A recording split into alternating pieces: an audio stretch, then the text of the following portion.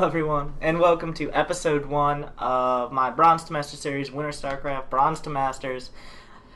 I know I come up with original titles, guys, okay, but this is the first episode. It's going to be a summary of everything that's going to be happening in the episodes following this. I have a lot of stuff planned. It might be a little bit ambitious, but this episode kind of looking for your feedback. Looking to see what you're interested in. Maybe you'll see what you want to look forward to, because I know not every bit of content in this series is going to be there for everyone. I'm going to start from the bottom, work my way up to the top. That's what Bronze to Master is the definition of. Start with a basic series, just hotkeys, mechanics, what is StarCraft, stuff like that. Work your way into explaining each race's mechanics. Mechanics that are independent of League. They're things you should know, whether it's your first game or your 1000th. I hate those THs. But past this, I'm just going to lay it out. There's going to be timestamps on the side here, so if you want to skip to me explaining, you know what, figure out which side it's on. It'll be there. And also in the description below. Past this, I'm just going to introduce myself, why I feel qualified and interested in doing this. You can skip past that if you'd like. If you'd like to listen, then you can just keep going right through it. I'm estimating this video maybe like 20-25 minutes by the end of it. And by no means do I expect everyone to watch all of it. Just skip to whatever you're interested in, and I'll do my best to explain that in the most coherent manner. So, without further ado, let's start out with my qualification. Oh, well, that's one way to intro it. But yeah, I'm Evan Winter Balnick, for those of you interested. And I played StarCraft since summer of 2010. I was on a competitive World of Warcraft arena team, and my arena partners went and started playing StarCraft in July of 2010 when Wings of Liberty was released. I was like, come on guys, let's go play arena, let's go back and play WoW. What are you guys doing over StarCraft? Which is something I'd actually never heard of for some reason. I don't know why, but then I was like, okay, you guys are playing it all day, I'll pick it up. We'll see what happens. And now I've played 20,000 games in the last 3 years about. So, it's kind of sucked me in. I've sunk thousands of hours in this game. Not tens of thousands of hours quite yet. Thousands of hours streaming. If you were interested in watching me stream, that's my stream link below. But I started out in the Silver League as a Terran player.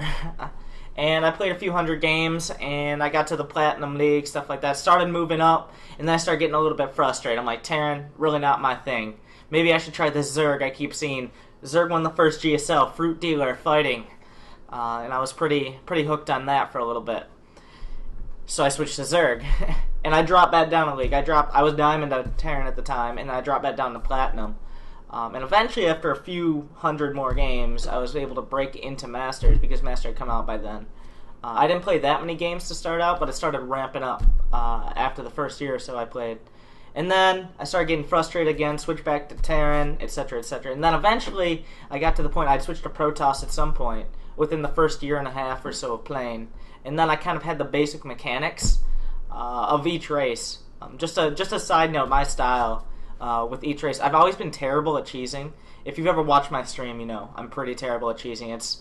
I do not have a high percentage rate. My style, no matter what matchup, no matter what race, throughout most of the matchups, besides like ZVZ and PvP, I really like expanding relatively early and then going for a 2 to 3 base kind of 150 to 200 supply push. I don't care if I'm playing Zerg with Needling Baneling, Protoss transitioning to Templar with Colossus, with Terran, just getting that nice position where you have a large army but you can also drop multiple locations. That's the type of play I like to play.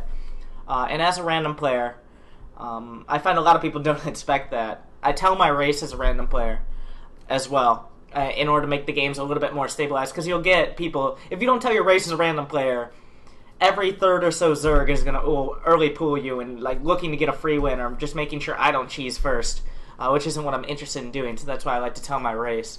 But at this point, I played so many games as random. I'm currently ranked 5th random player on North America. I'll have a link, but over the last year or so, I've been consistently in the top 10 random players on North America and in the top 50 in the world.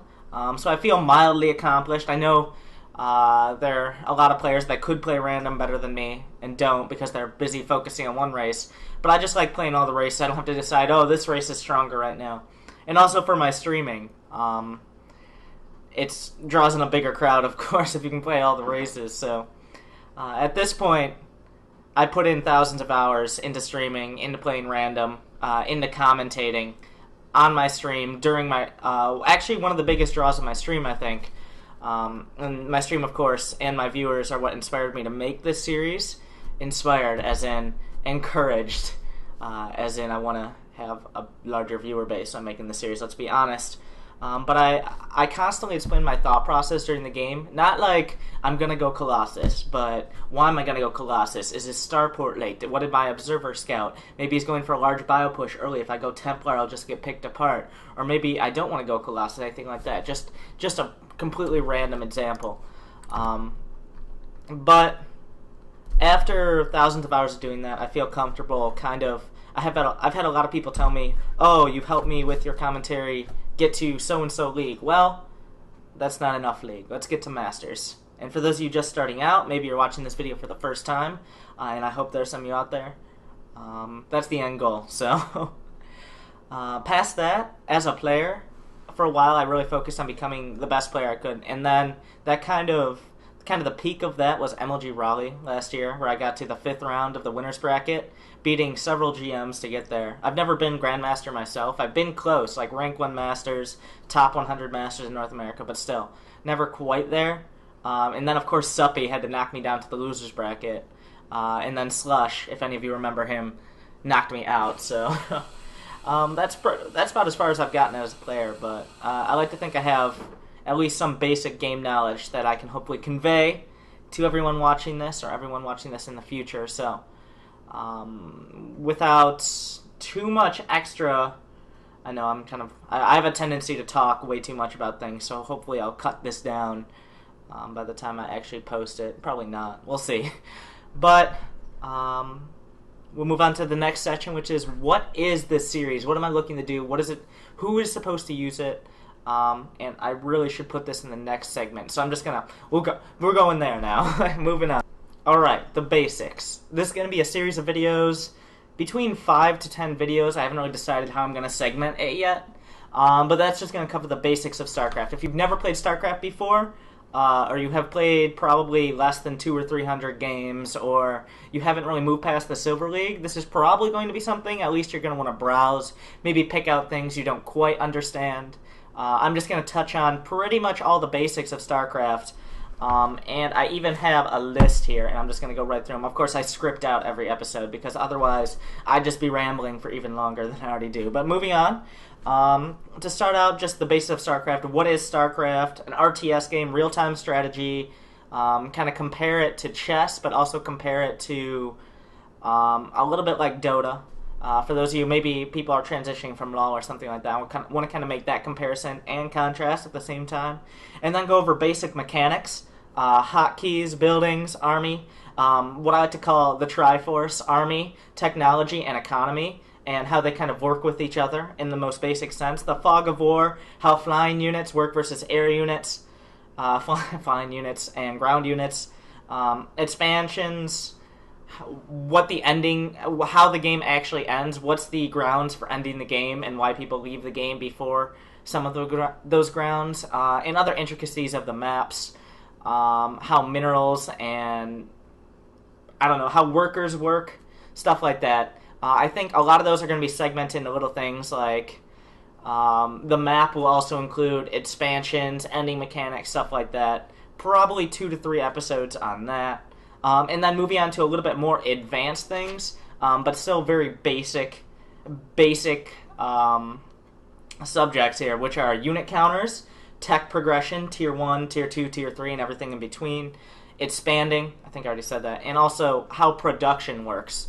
Not really touching too much into how each race's production specifically works, but what it's meant to do in the first place. Moving on even further, controlling an army, micro versus macro, the explanations and prioritization, camera locations, which is something I want to start off really early because that would have helped me a lot in the earlier leagues. An explanation of how to hotkey as opposed to what hotkeys are, and positioning, as in how you're positioning your army. Kind of goes like a little bit into army control, so it'll probably tie into that. And And remember, guys, whatever you're interested in or whatever you think I'm missing, make sure to include in the comments. Just talk to me on my stream. I don't know, but this will probably be posted on Reddit at some point because I like to do that. But if you're interested in that, make sure to post it there. Past that, we have advanced tech, kind of like cloaking, temporary flying units like Vikings, things that can transform, morphing like Overseers, stuff like that, warping. Just little mechanics that every race should know. It's not specific to a certain race that they should know the specifics, but as a Terran player, you should probably know how the warping mechanic works in order to deal with it. So, past that, there's touching on metagame, replay analysis, and of course, how to learn. Because when you play more StarCraft, you can't just grind out 30 games at a time and expect to learn. If you don't know how to analyze your replays, if you don't know how to stop yourself from making the same mistakes you made in game 1, you're not going to have improved by game 30. And I'm going to spend a little bit of time going over that. So, all right, race-specific mechanics. This is going to be another. This is starting to get race dependent. Like depending on what race you play, Terran, Protoss, Zerg, whatever. I'll touch on random as well. But this is where you start getting a little bit more into detail about things that you, as a player of that race, should probably have increased knowledge of. And I'll just run through them. For Terran, this is how production and queuing things works. Like having extra SCVs queued up, why it's something you should avoid, and why you should need to kind of preempt your economy as Terran, how you need to have extra production buildings because of the queuing mechanic. Supply depots, just a general rundown. Add-ons, CCs, orbitals, planetaries, expanding, how your buildings can fly, stuff like that. Building placement, because it's very important as a Terran player because of queuing, to have your buildings placed in a specific manner. And also medevacs and specific army control, which may include stim, siege tanks, other little mechanics of units that you're going to use from the Bronze League all the way up to Masters, and what you should know about them. As for Protoss, pylons, and also more about pylons, because pylons are one of the most multi-purpose structures in the entire game. So there's a lot to go into about that. Warp gate mechanic and warping in. Chrono boost, as well as mothership core. Two things that every Protoss player needs to know about and needs to know how to use to their maximum extent. Sentries, another spellcaster that's used in almost every matchup. As well as Wallens. Now, I may be forgetting a couple things for Protoss here. Well, Stargate mechanics a little bit is something I want to touch. Well, Warp Gate versus other production building mechanics like Robo, as well as the Stargate. So I'll touch on that as well. And now going into Zerg. Zerg, a little bit, to a new player, seems a little bit more unique just because of all the separate mechanics. Terran and Protoss are a little bit more similar than Zerg is to either of them. Not to say it's more difficult, just it's a little bit more unique in that it diverges from the other races. And some things to touch on from that: larva, queens, hatcheries, just tech buildings in general, crawlers, as in static defenses, spine, or spore crawlers, creep, very important, speed upgrades for your units, which are something you don't usually see for the other races, overlords, and past that, really how you interact with the other races a little bit differently than, say, Terran or Protoss. How you have kind of a swarm mentality for the most part, with no real early game spellcasters compared to the other units, but we're not including Queens in this, of course. I'll have an entire episode on Queens because they're one of my favorite units. But that is about it for the race mechanics, and now I'm just going to go into the actual Bronze to Masters. Alright, finally we've gotten here. Bronze to Masters. You're in the Bronze League, Silver. We could do this all day, but you want to move up. Now, how do I want to help do that? I've kind of worked out a system, and also live on stream I've done this several times, but every once in a while I'll go from Bronze to Masters just to demonstrate the progression through the leagues live while I'm doing it. But this is a little bit more of an stylistic and step-by-step approach as opposed to just like throwing a bunch of games at you if you're watching my stream, for example. So for each league, independent of league, there's an episode I want to go over no matter what, because each league's going to add a little bit more, because in StarCraft, of course, it includes every league you move up means you're able to do more things, so I want to stay on track with that. But for each league, I'm going to have an episode just over outlining mechanics, or at least kind of touching on mechanics again, decision making, and also any builds you may encounter that you need to be aware of. Of course, you could hit any build in any league, but there are builds that are more common once you get higher up the ladder, when players are kind of toying around with new units, stuff like that. And there's also, I don't really like doing this very much, but I'm going to outline some benchmarks, so that way you have a solid count of, and these benchmarks are going to be based on analyzing other replays from players of the appropriate league or a league above, because to improve in league, of course, you want to hit the benchmarks for the next league or even higher, so that's something I'm going to be looking to do. Moving on, in bronze, now these are the subjects that I want to cover in each. This is specific to each league. Something I probably won't touch on in the leagues past it, because once you get past a certain league, you should have a basic understanding. And in bronze, scouting and macro. That's it. Scouting and macro. Making stuff and making sure you don't die to very obvious things. That's all you need to know. Silver, unit compositions, what they mean, expanding, scouting, with things other than very basic mechanics. We're talking about race mechanics here. Like, everyone can send out a scouting worker. That's what I'm going to teach in bronze. Send out a scouting worker at this time every game.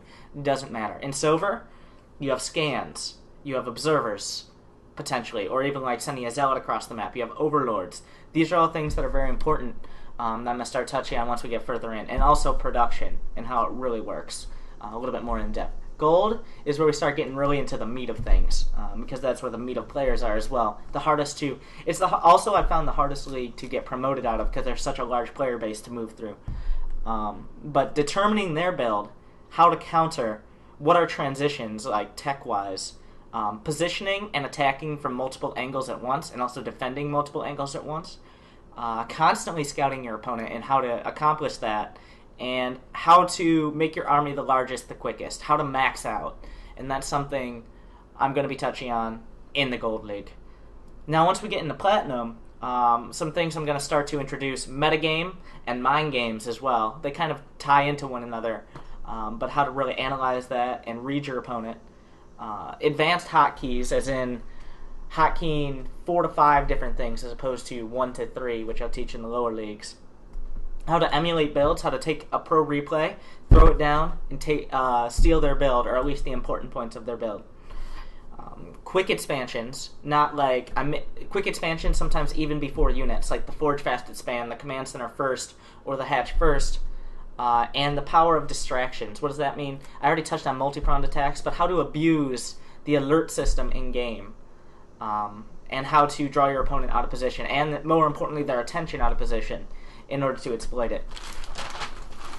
Now moving on to Diamond, where we're really getting into a little bit of a higher level of thinking, I guess you could say. Not to say that macro and scouting are not still the most important things, just introducing more and more on top of it.